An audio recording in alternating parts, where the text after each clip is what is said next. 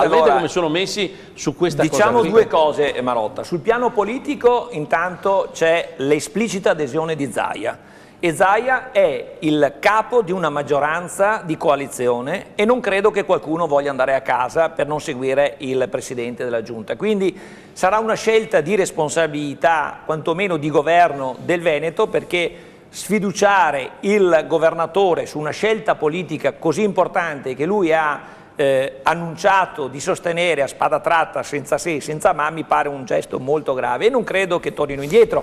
Non è una notizia di oggi che l'assessore Sernagiotto, ma anche altri, sono favorevoli a questo voto, inteso come voto, non come dichiarazione di indipendenza. Spieghiamo sempre questo, perché è fondamentale il punto. Quanto al voto, Marotta, hai posto due questioni che meritano, direttore, di essere controbattute, confutate. La prima è quella che hai detto che ci vuole, a tuo avviso, un parere unanime dei giuristi. Non esiste che ci sia un parere unanime, proprio perché si è creata una commissione. Io non ho detto il parere unanime dei giuristi. No, hai detto questo. Il parere che serve al Consiglio regionale per poter dire facciamo le cose in maniera legittima. Allora, quindi tu sai che uno posso sarà l'organo, il dirigente, quello che è. L'hai spiegato. Allora, il parere dei giuristi, no, proprio perché sono dei giuristi che esprimono una opinione a contenuto tecnico, diciamo così, no? e non a contenuto politico, intanto ha sviscerato una cosa, se le hai lette io mi auguro che tu le abbia lette attentamente.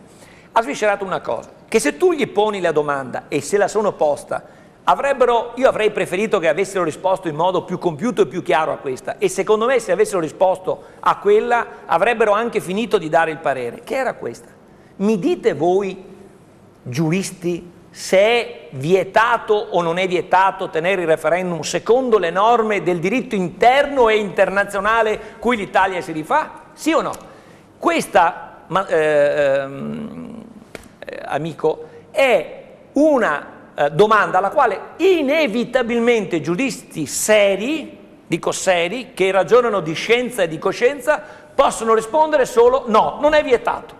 E allora dei giuristi, io fossi stato in commissione, avevo tentato di dirglielo anche ad alcuni dei componenti e anche a Luca Zaia, che forse non ha colto perché è un profilo strettamente giuridico. Se lui avesse posto la domanda solo, ditemi se è vietato, e loro avrebbero risposto come potevano, non c'erano alternative, non è vietato se si fa una valutazione comparata tra diritto interno e diritto internazionale, loro avevano già finito di dare la risposta. Tutti i problemi successivi rimanevano di natura politica e quelli che hai trattato tu, te li spiego, sono di natura politica. Due ne hai trattati.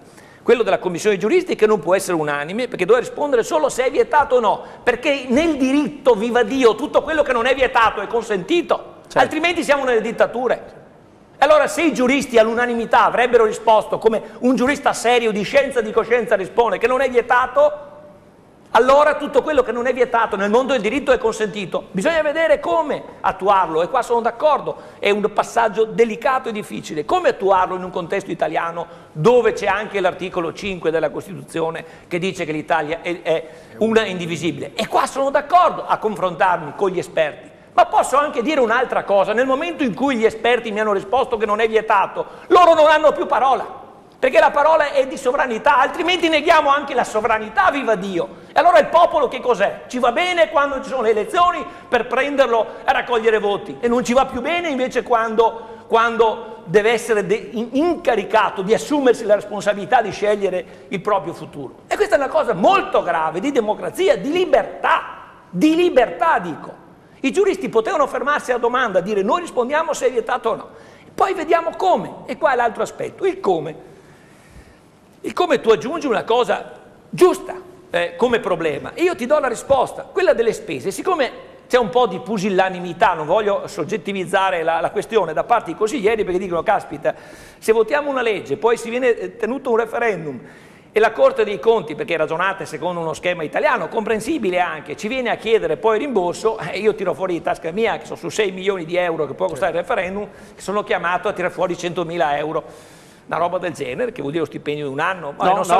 No, perché tu sai che sarebbe a carico di chi vota a favore, tra parentesi. Allora, sì, tra l'altro, tu sei a posto, sei già a Io sarei già... No, ma è il principio aspetta che finisco. Allora, siccome la preoccupazione principale, e finisco direttore, pare questa, noi abbiamo Beh, insomma, io ho capito, l'hai detto tu. Ma è una delle preoccupazioni, detto, ma non è una preoccupazione. Il parere unanime che non ci sarebbe e il voto. Dopo ti ribatto. Dopo mi rimandi. Allora io dico, noi abbiamo già trovato una soluzione, incontrando in tutto il Veneto imprenditori importanti che ormai stanno fallendo e prima di chiudere, gente con 400-500 dipendenti dice viva Dio, piuttosto di chiudere l'azienda, sono disposto anche a tirare fuori 100.000, 200.000, 300.000. Tu capisci, quando ne hai trovati 50, tu le spese del referendum le hai già pagate, ma di più c'è già gente che volontariamente andrebbe a fare il presidente o lo scrutatore nei seggi, e comunque ogni singolo cittadino che è pronto a tirare fuori più di 2 euro che hanno fatto il PD quando facevano le loro raccolte di le primarie cosiddette. Quindi è facilissimo.